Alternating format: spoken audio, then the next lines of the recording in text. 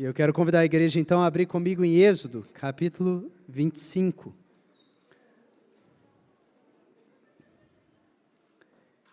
Êxodo 25, a gente vai reler a partir do versículo 8 e dar continuidade onde a gente parou.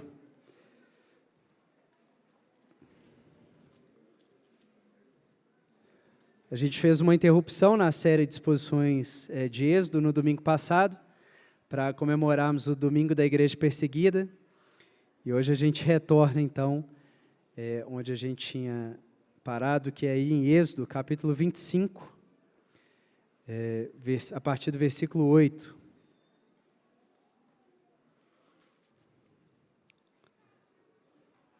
Diz assim: eles me farão um santuário para que eu habite no meio deles. E fareis conforme tudo o que eu te mostrar como modelo do tabernáculo e de todos os seus utensílios. Também farão uma arca de madeira de acácia. O seu comprimento será de 2,5 côvados, e a sua largura e altura de 1,5 côvado. Tu a revestirás de ouro puro, por dentro e por fora a revestirás. E farás sobre ela, ao seu redor, uma moldura de ouro, e lhe fundirás 4 argolas de ouro que colocarás nos seus 4 cantos, 2 argolas de um lado e 2 do outro. Também farás varas de madeira de acácia que revestirás de ouro. Passarás as varas pelas argolas nos lados da arca, para carregá-la com elas. As varas permanecerão nas argolas da arca e não serão tiradas. E porás na arca o testemunho que te darei. Também farás um propiciatório de ouro puro, com 2,5 côvados de comprimento e 1,5 côvado de altura, de largura. Farás também 2 querubins de ouro batido nas 2 extremidades do propiciatório. Farás um querubim em cada extremidade. Serão feitos para formar uma só peça com o propiciatório nas 2 extremidades dele. Os querubins terão as asas estendidas por cima do propiciatório, cobrindo-o.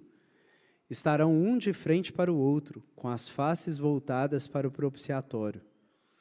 Colocarás o propiciatório em cima da arca, e dentro da arca porás o testemunho que te darei.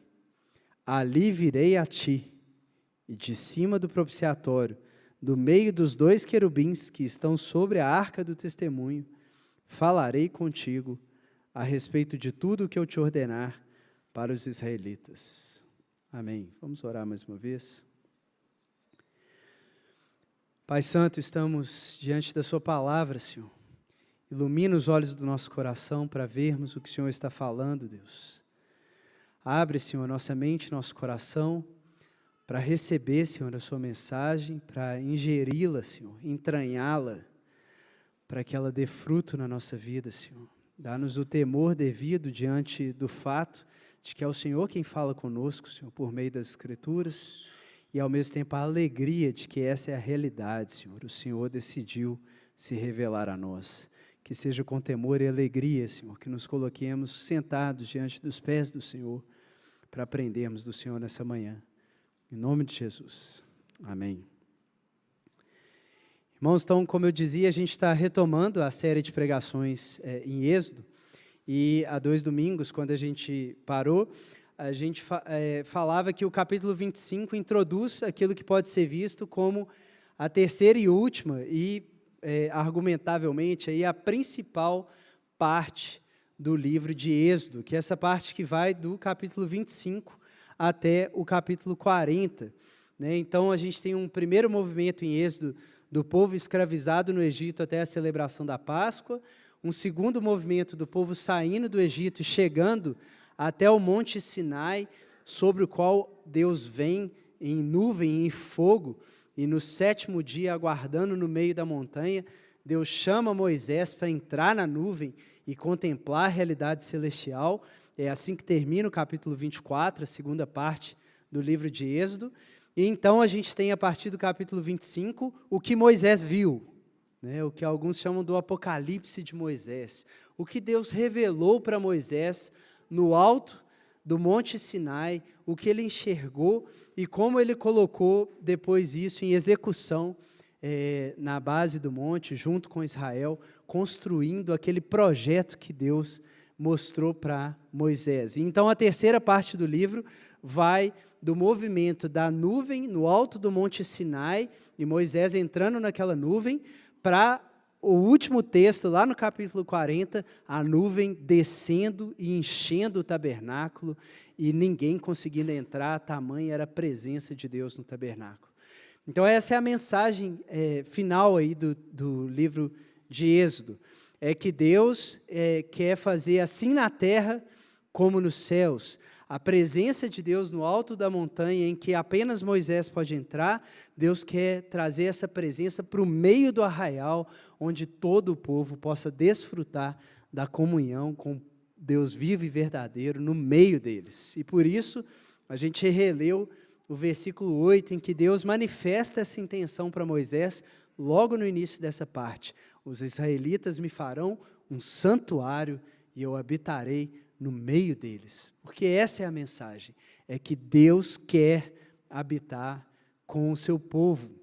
E por isso, essa pode ser considerada a parte principal do livro, porque ela dá a entender que tudo o que Deus fez no passado tinha o objetivo de chegar nesse ápice, nesse momento em que agora Deus se coloca junto ao povo para conduzi-lo à terra prometida, e daí ocupar uma parte tão grande do livro de Êxodo, esse projeto do tabernáculo e a sua execução. E há 2 domingos, quando eu preguei sobre o início aí do capítulo 25, introduzindo essa terceira parte, eu tentei enfatizar, antes de entrar nos detalhes, que a força desse texto, o chamado desse texto para Israel na época, para a gente hoje, é que Deus quer que nós meditemos e nos empolguemos com os projetos que Ele tem e que a gente dedique a nossa vida a participar com alegria da proposta que Ele coloca diante de nós. É isso que Israel estava descobrindo, é que a história deles com Deus não se limitava a algo que era grandioso, mas que era passado, que era a saída do Egito, a libertação. Deus tinha para eles não só um passado, mas tinha um presente e um futuro. Deus estava colocando diante deles um projeto, uma agenda, uma proposta, um propósito. Deus estava falando com eles como se fosse assim: olha, vocês trabalharam para um projeto que era o ideal de Egito, de império do faraó. Vocês tiveram visões de plantas baixas, de pirâmides, para construírem aquela visão do que era a vida boa na perspectiva do sistema religioso egípcio. Mas eu libertei vocês daquilo porque aquele reino vai ruir, as pirâmides vão cair, se tornarão ruínas, Faraó será derrotado. E eu estou chamando vocês para um reino que não vai passar, e estou mostrando a planta baixa desse reino, para que vocês não trabalhem mais como escravos, construindo ali aquelas obras arquitetônicas grandiosas, tentando impor a força humana, mas trabalhem agora como homens livres, que de livre vontade abraçaram o projeto do reino de Deus. E agora consagram tudo o que tem, materiais, talentos, como a gente viu, né? Consagram tudo o que receberam nesse projeto de coração, não por causa do chicote dos capatazes, mas porque foram absorvidos, capturados pela visão que Moisés teve no alto da montanha, que é a Nova Jerusalém. Quando vocês viram isso, o coração de vocês tem que arder, porque é para aí que a realidade está caminhando, e essa é a realidade que não vai passar. Todos os reinos serão abalados, mas esse reino não terá fim. Então, se alegre com isso, medite nisso, enche o seu coração dessa realidade e trabalhe no presente por esse futuro, desde já, para que ele seja assim na terra como no céu. E essa é a mensagem da terceira parte. Eu libertei vocês da escravidão para que vocês sirvam com liberdade e alegria a um projeto que ninguém, nem o pecado, pode derrubar. E a gente viu que a linguagem dessa terceira parte é uma linguagem que coloca esse projeto nos termos do Gênesis, para a gente enxergar que o que Deus está fazendo é reconstruindo a criação dentro das ruínas da velha criação. No meio do deserto, Deus está plantando um novo Éden, para que, assim como foi o primeiro Éden, a partir dali, o povo sacerdotal que está colocado naquele jardim tenha o conhecimento de Deus e difunda esse conhecimento por toda a terra, até que o conhecimento da glória de Deus enche a terra como as águas cobrem o mar. Então, a linguagem toda da terceira sessão vai remetendo a Gênesis, e a gente viu isso 2 domingos atrás, para você entender que o que Deus está declarando para os israelitas é que o pecado e a escravidão que o pecado gerou não foram capazes de deter o projeto que Deus tinha antes da fundação do mundo. E que Gênesis 1 e 2 continuam na agenda de Deus, e não foi Gênesis 3 que vai derrubar esse projeto. Pelo contrário, os israelitas podem olhar ao redor e verem deserto, podem olhar à frente e verem outros reinos contra os quais eles terão que lutar, mas eles podem olhar para cima e ver a realidade que vai se impor ao deserto e aos reinos dos pagãos. E Deus chama para isso, a nova criação vai vencer. A velha criação será ruída, mas a nova criação vai nascer no coração da velha e se expandir por toda a terra, e vocês estão no centro do mundo. Imagina isso, irmãos. Um povo de ex-escravos perambulando num deserto, e o que Deus está dizendo com eles com o projeto do tabernáculo? Vocês estão no centro do novo mundo, porque é a partir dessa tenda, dessa barraca, no meio de um deserto, que a nova criação vai brotar no meio de um mundo caído, vencendo o pecado até o fim. Participem disso. E então, irmãos, como Paulo resume, né, e aí meu resumo de 2 domingos atrás, o convite dessa sessão toda para a gente é o que Paulo diz: Deus ama quem participa com alegria. Deus não quer só o ato, Deus quer te capturar para a sua sensibilidade, desejar o que no coração dele valeu a pena antes da fundação do mundo. E você ter esse mesmo coração para na hora que a consumação acontecer, você falar: isso era tudo o que eu trabalhei para. Era isso que eu aguardava. Eu amo isso. Era aqui que eu esperava. Essa é a minha casa. Onde está o meu coração? Aí está o meu tesouro. E Deus está convidando Israel a colocar o tesouro na nova criação. E agora, então, a gente entra nos detalhes, né, desse projeto que Deus compartilhou. Afinal, Ele compartilhou os detalhes. E como eu mencionei também, essa sessão, essa grande sessão está dividida em 3 blocos. Então, a gente tem um primeiro bloco, que é o projeto que Deus dá para Moisés, que vai do 25 ao 31. Aí a gente tem o bezerro de ouro e as implicações que isso trouxe em termos de necessidade de intercessão por parte de Moisés para a reconciliação do povo. E a gente tem o último bloco, do 35 ao 40, que é basicamente tudo que está escrito do 25 ao 31, projeto de novo, só que falando que ele foi feito, né? Então, é como se a mensagem geral fosse: nem o bezerro de ouro atrapalhou o projeto de Deus. Porque teve o bezerro de ouro, mas houve a intercessão, e por meio da intercessão do mediador, antecipando Jesus, o projeto de Deus permanecerá, ainda que Israel, mesmo tendo sido apresentado ao projeto de Deus, continue fundindo seus projetos alternativos na base do monte, enquanto Moisés está no alto, enxergando a Nova Jerusalém.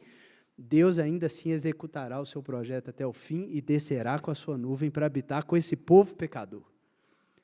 E essa é a mensagem, é que o pecado de Israel não é capaz de vencer a graça de Deus. Graças a Deus por isso, irmãos. Onde abundou o nosso pecado, superabundou a graça de Deus. Onde fizeram um bezerro de ouro, Deus fez um tabernáculo e destruiu o bezerro de ouro.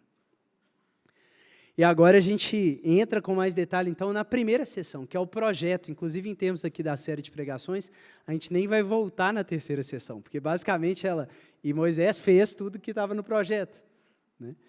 E o que a gente tem nessa primeira sessão, então, do capítulo 25 ao 31? A gente já falou também que a gente tem 7 vezes o Senhor disse a Moisés, terminando com instruções sobre o sabático, né? E eu já perguntei para vocês, onde você viu pela última vez, 7 vezes Deus disse, terminando com um descanso, né?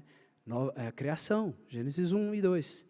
Então, o ponto aqui do primeiro bloco, de novo, é para que a gente enxergue tudo que a gente vai discutir aqui à luz da criação, porque o que Deus está fazendo é retomando esse imaginário que pode ter ficado a dúvida se ele havia sido perdido pelo pecado. Deus está retomando esse imaginário e colocando a nova criação diante de Israel e falando: entrem de volta no jardim e participem do meu sabático. Né? Essa é a mensagem que Moisés vai ter que descer do monte e passar para Israel, e por isso ele anota em tanto detalhe, para Israel meditar nesse chamado que Deus está dando para eles. E a gente vai ficar nesse domingo e no próximo, na primeira das 7 falas de Deus a Moisés no alto do monte. Né? A gente tem várias repetições de 7, não vou entrar nisso mais vezes aqui, obviamente remetendo aos 7 dias, a completude da obra de Deus, mas a gente vai ficar nas 7 primeiras.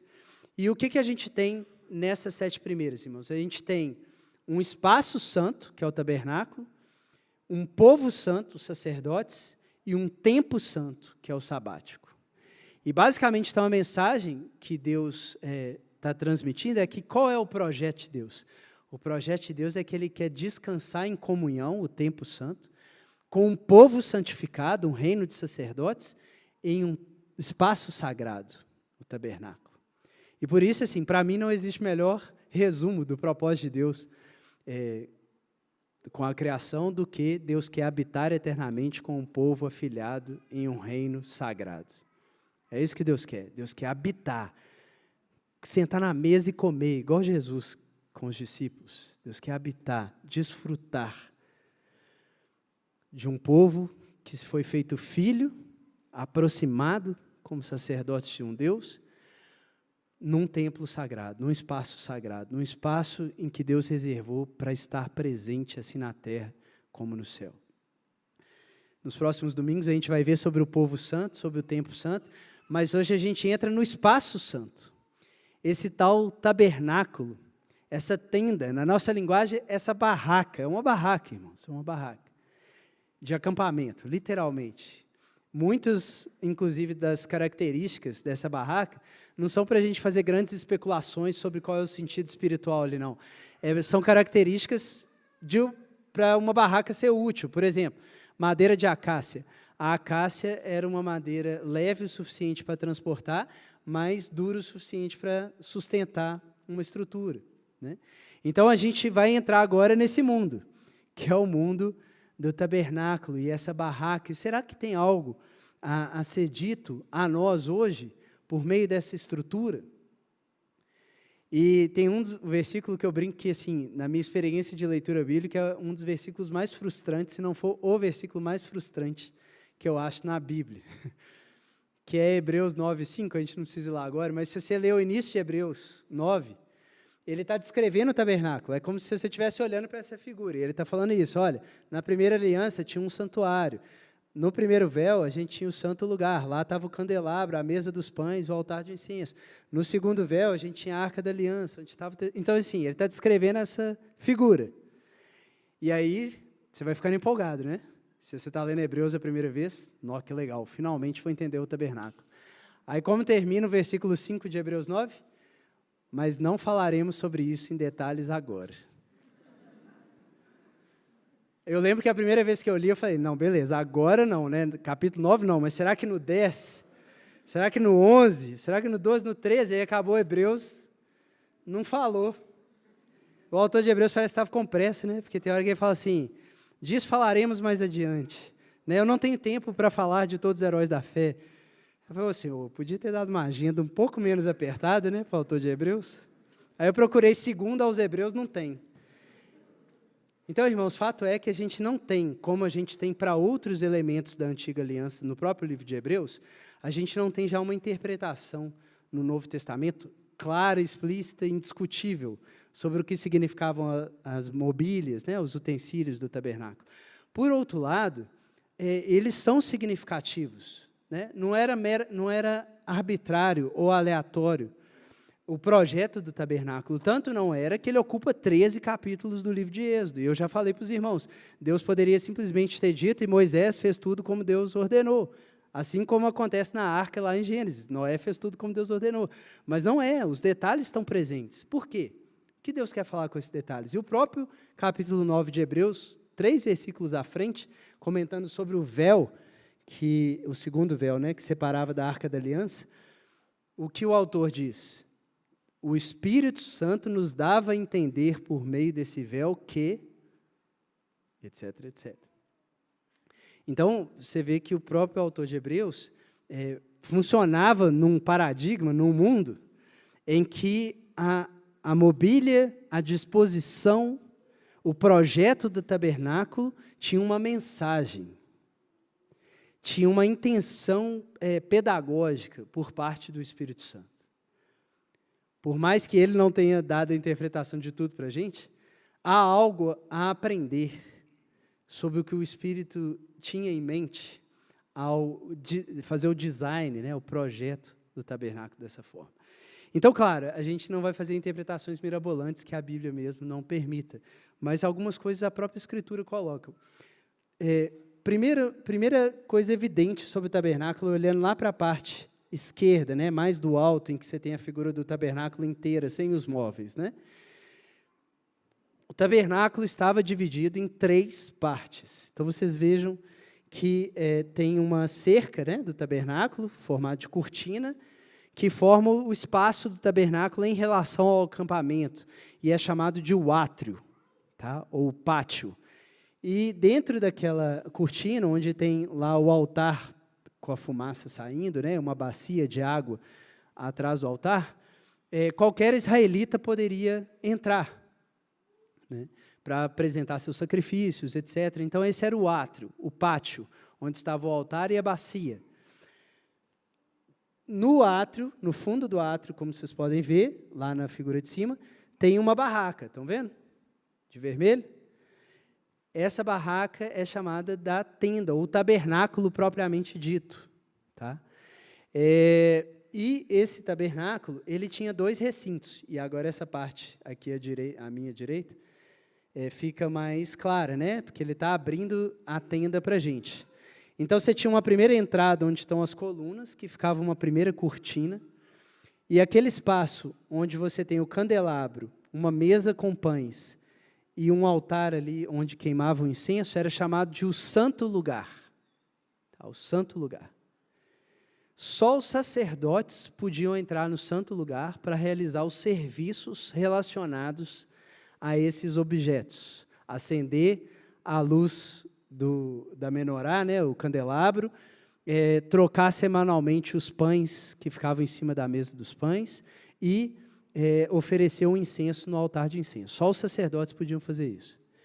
E aí, não dá para ver muito bem, mas tem um véu com uma figura branca, né, tecida no véu ali, ó, separando o santo lugar do Santo dos Santos. Então, era uma cortina com querubins, aquela figura branca são as asas de querubins tecida na cortina, e lá dentro o que a gente tem? Um móvel só, que era a Arca da Aliança, que foi o que a gente leu aqui hoje.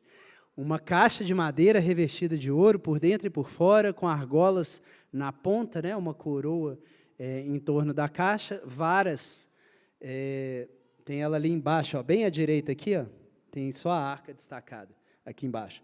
As varas para carregar a arca também revestidas de ouro, e em cima dela, como vocês podem ver, uma tampa, que era chamada de propiciatório, e querubins, 2 querubins, que eram essas figuras híbridas, né, assim, seres humanos, com animais e as asas cobrindo, né, aquela tampa, sobre a Arca da Aliança. Então, a primeira coisa, irmãos, apresentando aí o tabernáculo para quem não conhecia, é que ele é um espaço dividido em 3. Átrio, santo lugar e o santo dos santos. E cada um deles tem os seus móveis. Altar e bacia no átrio, candelabro, altar de incenso e mesa dos pães no santo lugar, e a arca da aliança no santo dos santos com o propiciatório e o testemunho dentro da arca. Irmãos, é por isso que a gente canta, inclusive, né? Não apenas no átrio ou no santo lugar, quero te entronizar entre os querubins. Ó, leva-me à sala do trono. Né? É isso que está aludindo a música. Me leva até o santíssimo lugar, o santo dos santos. Irmãos, nisso a gente sabe que Deus tinha um propósito, e isso é explícito na própria Bíblia. O Rez já comentou sobre isso quando ele pregou no texto do capítulo 24. Por quê? Porque imediatamente antes, no capítulo 24, o que a gente tem? Israel no Monte Sinai, certo? E o que está acontecendo ali no Monte Sinai com as instruções que são dadas desde o capítulo 19? O monte está dividido em 3 partes. Vocês lembram disso? A gente tem a base do monte, e na base do monte todo o povo pode ficar. Mas aí a gente tem uma cerca colocada ao redor do monte, limitando o monte, para que só os sacerdotes passem para dentro do monte e possam subir até o meio do monte. Inclusive, uma função dos sacerdotes era ficar vigiando o monte para nenhum israelita passar aquela base, guardando aquele espaço sagrado. E qual é a terceira parte, irmãos? O topo do monte, onde estava a nuvem de fogo e de glória, onde nem os sacerdotes podiam entrar, só Moisés podia ascender ao topo da montanha, que era o lugar da presença de Deus. E o que aconteceu no topo da montanha? O que Moisés subiu para lá para quê? Para receber as tábuas da aliança, certo? O que a gente tem no tabernáculo, irmãos? Um átrio que, como na base do monte, todo israelita pode estar. O que a gente tem como segunda parte? Um lugar delimitado por uma tenda em que só os sacerdotes podem entrar e nenhum israelita pode entrar. Como o Regis disse, o que os sacerdotes fizeram com Moisés no meio da montanha em Êxodo 24? Comeram pão na presença de Deus. O que os sacerdotes faziam no santo lugar uma vez por semana, que era o meio do tabernáculo? Comiam pão da mesa dos pães na presença de Deus. E quem podia entrar no santo dos santos? Só o sumo sacerdote, uma vez por ano, no dia da expiação, e Moisés, para falar com Deus. Assim como, na montanha, Moisés entra no topo da montanha. Então, esse contraste, né, essa comparação imediata da estrutura da montanha com a estrutura do tabernáculo, deixa bem evidente que o propósito direto do tabernáculo em relação à experiência que eles tinham acabado de ter era tornar o Monte Sinai móvel. Era fazer uma versão móvel do Monte Sinai, que servisse sempre como memória e reperformance daquilo que eles tinham experimentado de uma maneira cataclísmica, né, na montanha. Era eles olharem para o lado e lembrarem que o Deus que desceu queimando a montanha é o mesmo Deus que está andando com eles agora, dia após dia, no deserto. E que do mesmo jeito que Deus chamou Moisés para o alto da montanha para dar revelação para ele, a revelação continua caminhando com eles, Deus continua falando e chamando Moisés para estar com ele, encontrar com ele no santíssimo lugar e ouvir as palavras que Deus tem a dizer aos israelitas. Em outras palavras, mais uma vez, a minha relação com vocês não é um passado, simplesmente. Ela foi cravada numa experiência passada, que é repetida e estará com vocês diariamente. Como diz o versículo 8, façam-me um santuário para que eu habite no meio do povo. E o versículo 22, ali te encontrarei, Moisés, e farei com você tudo o que você deve dizer aos israelitas. Deus não deu uma mega experiência para os israelitas e falou, agora se virem aí e a gente se vê na terra prometida, né? Deus deu uma grandiosa experiência, transformadora, e falou, e eu vou com vocês. Tanto que esse vai ser o cerne da intercessão de Moisés, no episódio do bezerro de ouro. Senhor, se o Senhor não for conosco, vai com a gente, Senhor. Vai com a gente. E o tabernáculo, irmãos, é interessantíssimo. Porque o templo, Deus está com o povo depois que o povo chegou. Mas o tabernáculo eu vou fazer a jornada com vocês. Eu topo ser peregrino com vocês. Eu topo habitar numa barraca. O Deus do universo, eu topo habitar numa barraca igual vocês habitam, porque eu quero caminhar com vocês no caminho. Irmãos, isso pegou meu coração preparando a palavra, porque Deus tem um lugar para a gente não só no destino. Deus tem um lugar para a gente no caminho. No caminho. Ele providencia o lugar do encontro no meio do deserto e da provação, e não só quando a gente chegar lá. Então, essa é a visão das três partes, né? É a de que Deus está com a gente. O Sinai continua nos acompanhando. E qual era a mensagem principal do Sinai? O que acontecia no topo da montanha que era o principal? A lei era dada, né? Vocês viram aí no texto que a gente leu, versículo 16, versículo 21, como que a lei é chamada aí nas instruções do tabernáculo? Testemunho, vocês viram isso?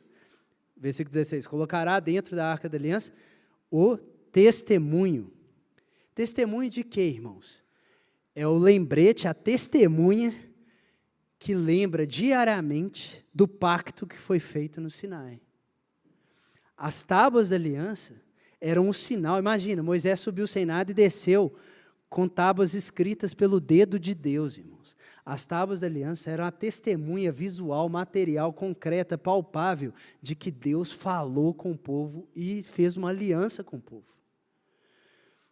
E agora o que acontece? Num certo sentido, o tabernáculo foi construído por causa das tábuas da aliança, e não as tábuas ou a arca foi construída por causa do tabernáculo. É porque agora você precisa de uma estrutura para guardar isso, que é o coração de Israel. É o anel, a aliança. Deus deu uma aliança para Israel, casou com o povo. Isso é a coisa mais valiosa que Israel poderia ter, é a afirmação de que aquele povo é o povo de Deus, de que Ele é o Deus daquele povo e aquele povo é o povo dele. Agora você precisa de uma casa para guardar a aliança. Para guardar a aliança. E aí, o que a gente tem? Não é à toa, então, que a arca é colocada como a primeira descrição do tabernáculo. Isso é esquisito, né? Quem aqui, quando foi construir aí uma casa, primeiro você planejou um móvel, e depois você planejou o apartamento ou a casa? Na hora de dar o projeto para Moisés, Deus fala primeiro de um móvel. E depois ele fala, aí você faz a tenda fora e tal. Mas qual é o ponto de Deus? Eu vou estar olhando para aquela aliança diariamente. O pacto que eu fiz com vocês, os meus olhos estarão sobre ele diariamente. Por isso que os querubins estavam ali dobrados, olhando para o propiciatório, que era a tampa da aliança, né? Era a tampa que guardava a aliança. Então, irmãos, a mensagem assim, dessas três partes, com essa ênfase na arca, é que o centro do tabernáculo é o trono de Deus, e ele se assenta sobre a lei que ele deu, e a lei que ele deu é o pacto que ele fez com Israel. Esse pacto está colocado nas tábuas, e é a aliança de que Deus se casou com Israel. Então imagina você ser um israelita, acordar, abrir a porta da sua tenda, olhar para o lado e lembrar que dentro daquela barraca está uma aliança que Deus mesmo fundiu no alto da montanha e deu para Moisés. É isso que Deus queria. Que o povo soubesse que da parte dele ele está casado com o povo e não larga, não abre mão. Essa segurança. E aí, irmãos, a gente tem vários detalhes, né? Eu não li tudo, nem vou ler aqui, capítulo 25, 26, 27, destrinchando essas três partes. Né? No capítulo 27, semana que vem, o Igor vai falar sobre o átrio, o pátio. Né? Por quê? Porque a apresentação do projeto, como eu disse, ela vai na ordem inversa. Ela começa lá da arca e o Santíssimo Lugar, sai para o Santo Lugar e termina com o pátio e com o átrio. Então, semana que vem, o Igor vai falar do átrio, do altar e da bacia. Mas eu quero falar para os irmãos hoje, então, do santuário em si, da tenda, do Santo Lugar e do Santíssimo Lugar. E exatamente porque a arca é o centro, eu vou fazer o inverso, tá? Eu vou fazer com os irmãos como se nós fôssemos sacerdotes, saindo do átrio, entrando no Santo Lugar para chegar no Santíssimo Lugar e a gente terminar de novo com a arca, que é o principal. Os detalhes estão aí no 25, 26, é como se a gente estivesse lendo 26 para trás, até chegar no que a gente leu no 25. Então, a primeira coisa que vai ter detalhada aí no 26 é o quê? A própria cobertura, a tenda em si.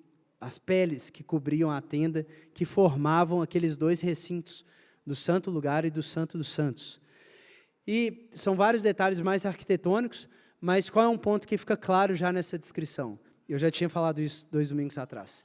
É que quanto mais distante da arca, menos precioso é o material. Então, se você está perto da arca, vai ser ouro puro sempre. Né? Se você chega na estaca, por exemplo, que prende as peles no chão para formar a barraca, a estaca é de prata já. Se você chegar na estaca que prende a cortina lá do pátio, ela é de bronze. Né? As peles são colocadas na ordem de preciosidade, para que fique mais perto da arca e dos utensílios, as peles que eram mais difíceis de obter. Né? Então, de novo, qual é a mensagem que está sendo passada? É que o centro, o coração, é o Santíssimo Lugar. Tudo é precioso, mas o desejo de Deus é chegar o povo ao centro da nova criação, que está ali no Santo Lugar, no Santíssimo Lugar. Né? Como Deus tinha falado com o próprio Israel no capítulo 19. Toda a terra é minha, mas eu chamei vocês para ser um reino de sacerdotes achegado a mim. É isso que Deus está falando. Todas as preciosidades são minhas, mas eu quero trazer vocês para perto. Para onde fica o ouro, para onde ficam as peles tingidas, para onde está a arca, a minha presença. Né? E ok, então você entrou na tenda. O que o capítulo 25 vai descrever aí na parte que a gente não leu, o fim do capítulo 25? 2 utensílios da tenda. O altar de incenso não é descrito aqui, porque ele é descrito junto com as especiarias e os óleos que seriam usados nele, lá mais para frente. Mas 2 objetos são descritos aqui. Você pode olhar aí na sua Bíblia os títulozinhos. Depois da arca e do propiciatório, quais são?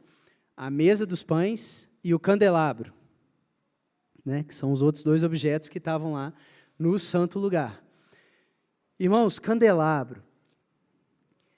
Por meio do candelabro, a gente tem uma noção de que a estrutura em 3 partes do tabernáculo não estava representando só o Sinai, mas estava representando a própria nova criação.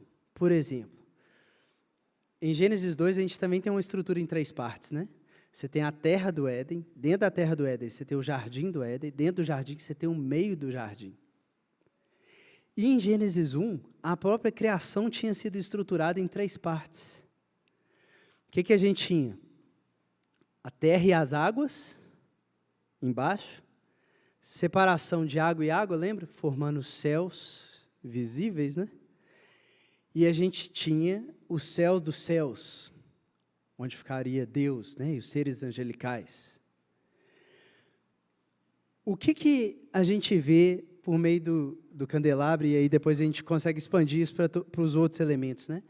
É que a estrutura em 3 partes estava representando um microcosmo, assim, uma miniatura da criação. No pátio, o que a gente tinha? O mundo habitável, terra e mar, né? O monte do altar do sacrifício, representando a terra, a bacia das águas, representando o mar. Quando a gente passa por aquele véu, né? Onde que a gente entra? E aí vem o candelabro. A gente entra num lugar que tem 7 lâmpadas contra uma cortina azul.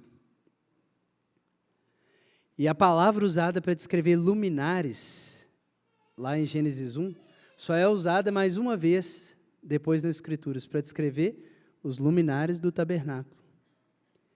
Então, o sacerdote, quando ele entrava, saindo ali da terra e do mar, entrando no céu para servir a Deus, o que ele via? Ele via como se fosse o Sol, a Lua e os 5 planetas visíveis, né? As 7 grandes estrelas, brilhando contra o céu, a cortina azul. E o que se sabia, então, da entrada no Santo dos Santos? É que, assim como Moisés, você estava passando a nuvem e entrando no reino celestial, o Santíssimo Lugar, os céus dos céus. Então, o candelabro, irmãos, era esse sinal do governo de Deus sobre os tempos e de que Deus estava mantendo a sua criação iluminada, acesa e governando-a a partir da sala do trono. E é interessante, o candelabro tem mais coisas, né? porque é uma explosão de significados, não tem um significado único, assim, são vários significados, né, fundidos, igual em Apocalipse. O que você tem também no candelabro? Qual que era a forma dele? Era uma árvore, não é assim? Com 6 braços, o tronco no meio. E tanto que o Bezalel, né, que fez o candelabro, ele tinha que esculpir flores na estrutura do candelabro, e as flores de amendoeira, especificamente, que era a primeira árvore a florir a florescer no Antigo Oriente Próximo. Então, o que isso também comunicava, irmãos?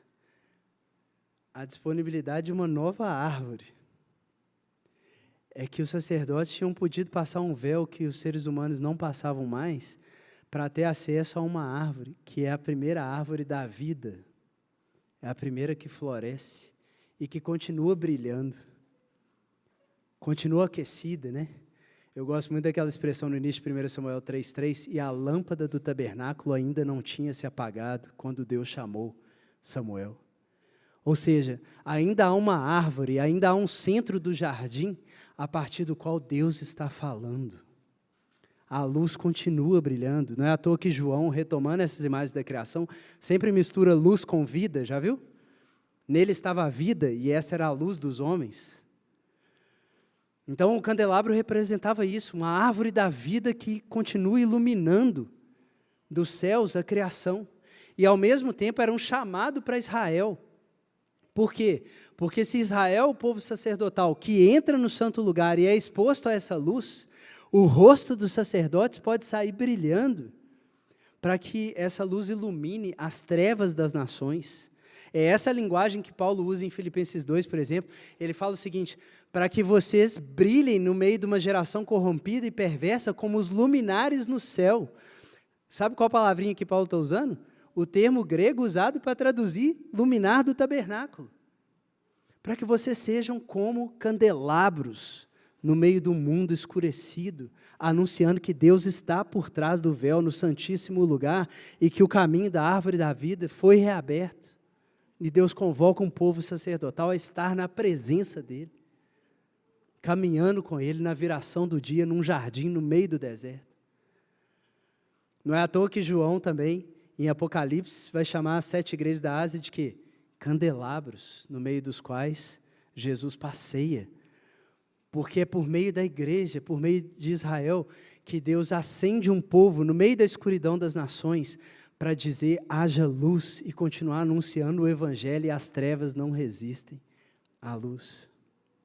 A mensagem do evangelho continua sendo dita, vindo do santo lugar da palavra de Deus e brilhando por meio do seu povo sacerdotal diante do véu das nações.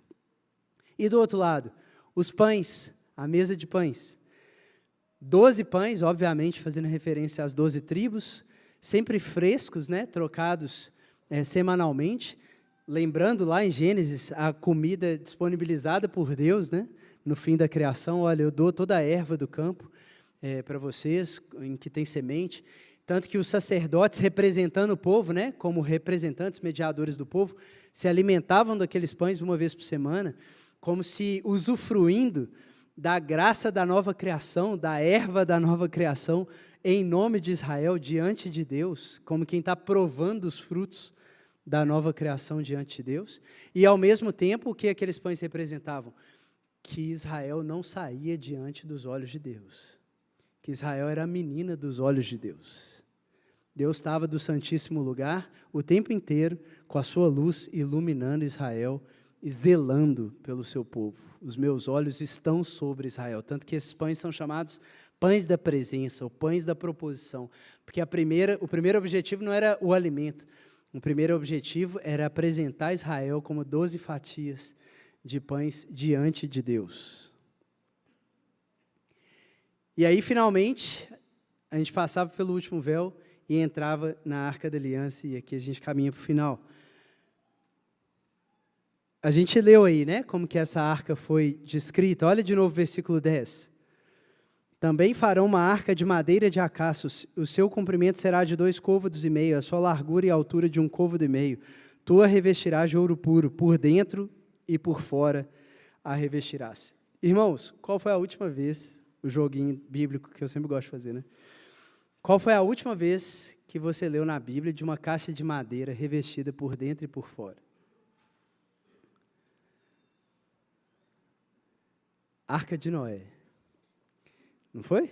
Olha lá, Gênesis 6, 14.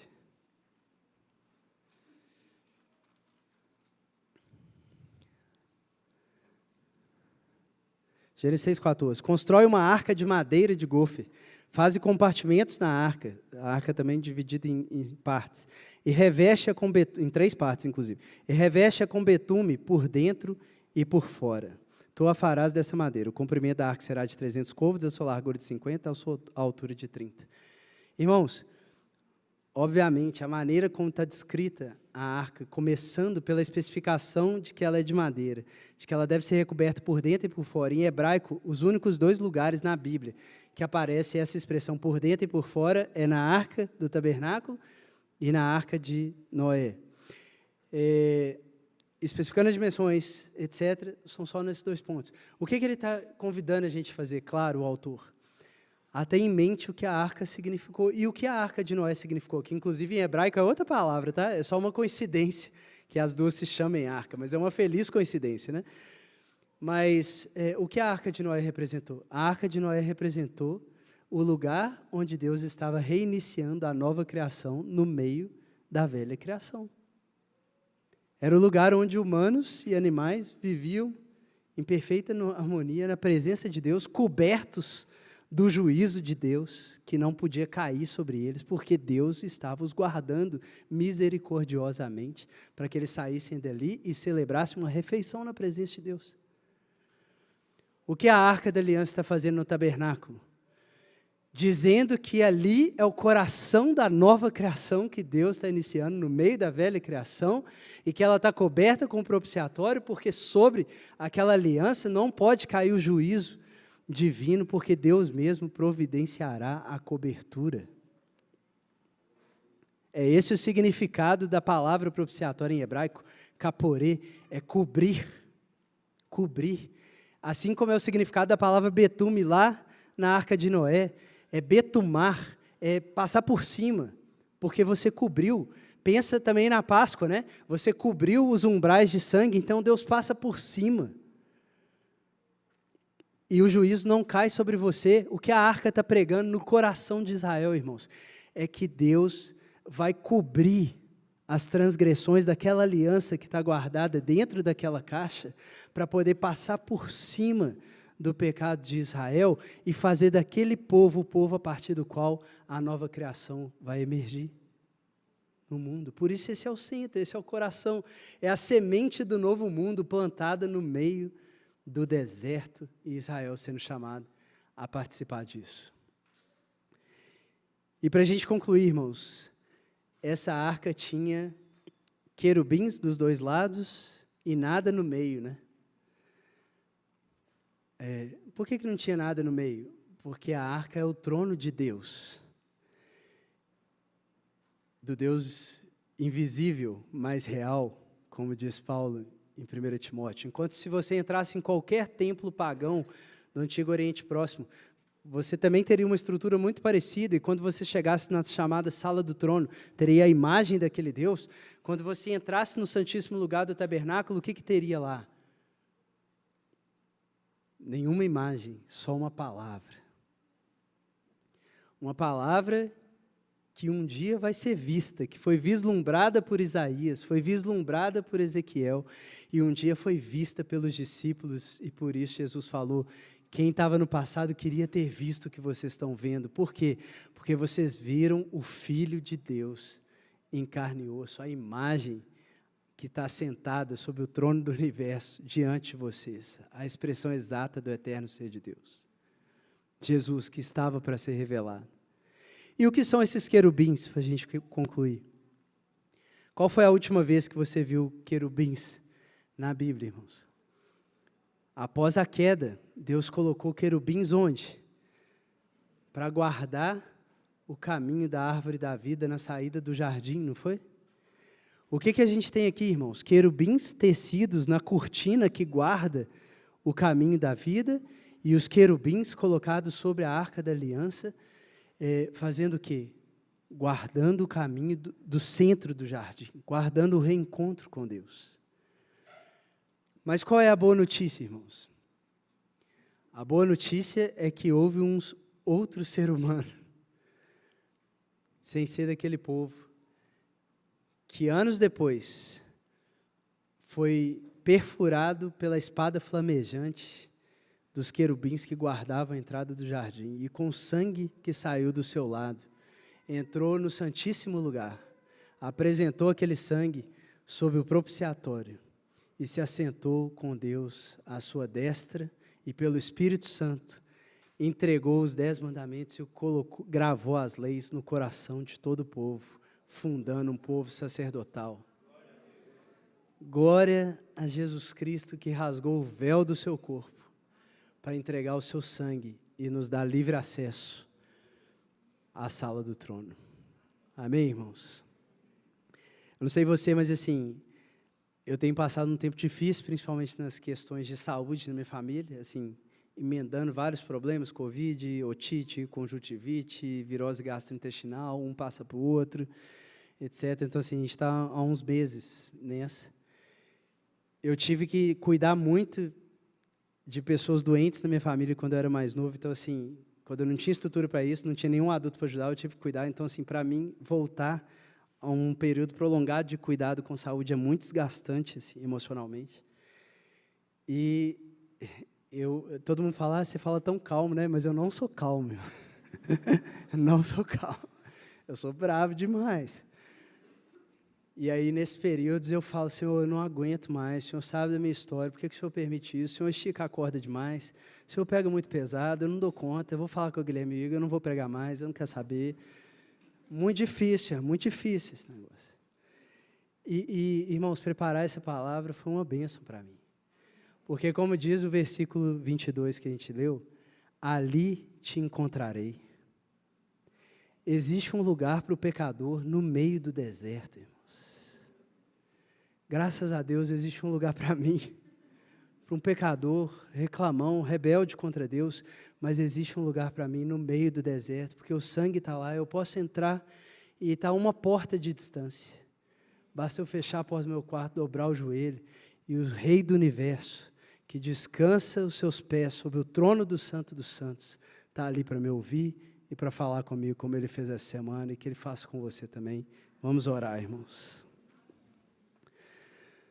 Pai Santo, obrigado, Senhor, pelo novo e vivo caminho, o sangue de Jesus, que nos convida a fazer todo esse processo, essa caminhada, de passar pelo átrio, pelo sacrifício, Senhor, de ser sacerdote do Senhor, candelabro no mundo, e de, acima de tudo, Senhor, encontrar essa força e essa graça na palavra que vem do trono do Senhor, onde a gente pode entrar confiadamente para obter graça e misericórdia em tempo oportuno, Senhor. Louvado seja o nome do Senhor, porque o nosso pecado não vence a sua graça, a nossa rebeldia, Senhor, não vence a sua misericórdia triunfa sobre o juízo, e embora a gente transgrida contra a lei, Senhor, os olhos dos querubins estão voltados, Senhor, para o sangue que já foi derramado e que cobre essa tábua da aliança que não pode mais ser quebrada, Senhor. Graças ao Senhor por isso, Deus. Leva-nos à sala do trono pelo vivo e novo caminho, Senhor, para te adorarmos, Senhor. Leva-nos a essa realidade que está a uma porta de distância, Senhor. Pelo Espírito Santo, que os nossos joelhos se dobrem e que, como pecadores, a gente se quebrante diante do Senhor, só para mais uma vez receber a mensagem de que o Senhor fez um santuário para habitar conosco, Senhor. O Senhor não nos rejeita, o Senhor nos abraça e nos envia, Senhor, que a gente viva nessa realidade, povo sacerdotal, no meio dessa geração corrupta e perversa, Senhor. Em nome de Jesus. Amém. Enquanto você se prepara para a ceia, vamos cantar com o Ministério de Louvor.